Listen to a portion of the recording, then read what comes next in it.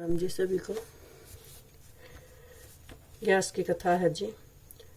आशीवन कृष्णा इंदिरा एकादशी। जय विष्णु भगवान, जय गणेश भगवान, जय विष्णु भगवान, जय एकादशी माता।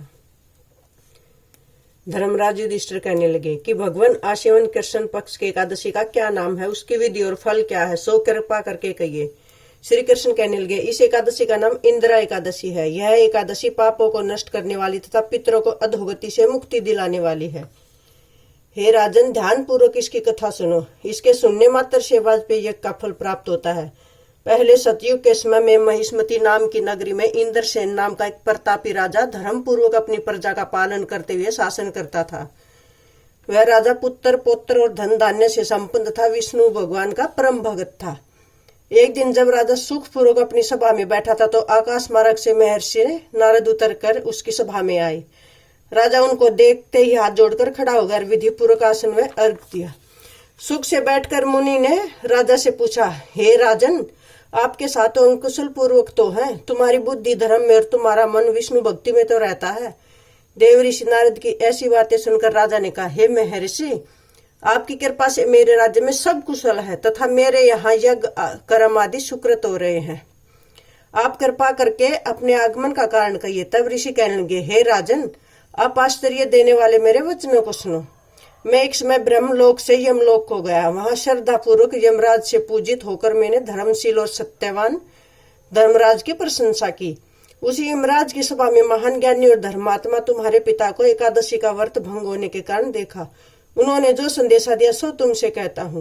उन्होंने कहा, पूर्व जन्म में कोई विघ्न हो जाने के कारण मैं यमराज के निकट रह रहा हूँ। सो हे पुत्र, यदि तुम आशीवन कृष्ण इंदिरा एकादशी का व्रत मेरे निमित्त करो तो मुझको स्वर्ग की प्राप्ति हो सकती है।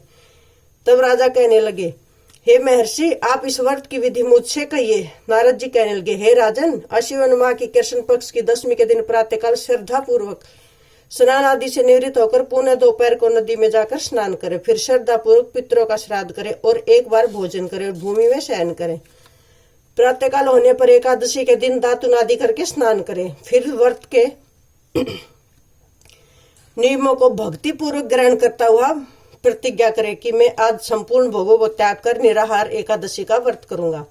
हे अच्युत, हे पुंडरीकाक्ष, मैं आपकी शरण में आया हूँ, आप मेरी रक्षा करना। इस प्रकार नियम पूर्वक शालिग्राम की मूर्ति के आगे विधि पूर्वक श्राद्ध कर योग्य ब्राह्मणों को फलाहार का भोजन करावे, दक्षिणा देवे। पितरों के श्राद्ध से जो बच जाए उसको सूंघ कर गौ को दे दे और धूप दीप गंध पुष्प नैवेद्य आदि सब सामग्री से ऋषिकेश भगवान का पूजन करे। रात में भगवान के निकट जागरण करे। इसके पश्चात द्वादशी के दिन प्रातःकाल होने पर भगवान का पूजन करके ब्राह्मणों को भोजन करावे। भाई बंधुओं स्त्री पुत्र सहित आप भी मौन होकर भोजन करें।